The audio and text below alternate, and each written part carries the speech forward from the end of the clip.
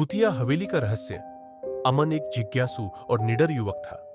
उसे रहस्यमयी जगहों की खोज करना बहुत पसंद था। एक दिन उसके दोस्त रोहन ने उसे गांव के बाहर स्थित एक पुरानी हवेली के बारे में बताया, जो कई सालों से वीरान पड़ी थी। लोगों का कहना था कि वहां जाने वाले कभी लौटकर नहीं आते। अमन को यह सुनकर बहुत उत्सुकता हुई। उसने तय किया कि वह खुद उस हवेली में जाकर सच्चाई का पता लगाएगा। रात के अंधेरे में एक टॉर्च और कैमरा लेकर वह हवेली की ओर निकल पड़ा। हवेली के पास पहुंचते ही उसे अजीब सी ठंडक महसूस होने लगी। दरवाजे पर जंग लगी हुई थी, लेकिन जैसे ही उसने हाथ लगाया, वह खुद ब खुद खुल गया।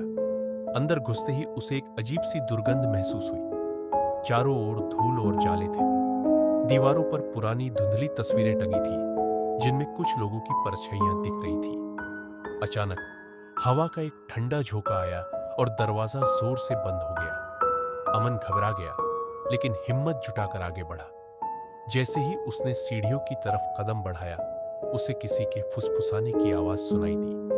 वह रुक गया और ध्यान से सुनने लगा। तू यहां क्यों आया है? लौट जा।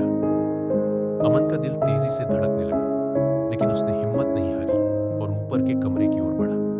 दरवाजा खोलते ही उसने देखा एक पुराना झूला अपने आप हिल रहा था और एक परछाई खिड़की के पास खड़ी थी।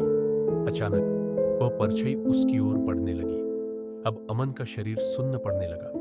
अचानक एक कर्कश आवाज गूंजी, तूने मेरी नींद तोड़ी है, अब तू भी हमेशा यही रहेगा। अमन चीखने लगा, लेकिन उसकी आवाज बाहर तक नहीं जा रही थी। हवेली के बाहर रोहन उसका इंतजार कर रहा था, लेकिन अमन कभी वापस नहीं आया। गांव वाले कहते हैं कि अब हर पूर्णिमा की रात हवेली से किसी के चीखने की आवाज आती है, और अगर कोई अंदर जाता है तो फिर कभी लौटकर नहीं आता।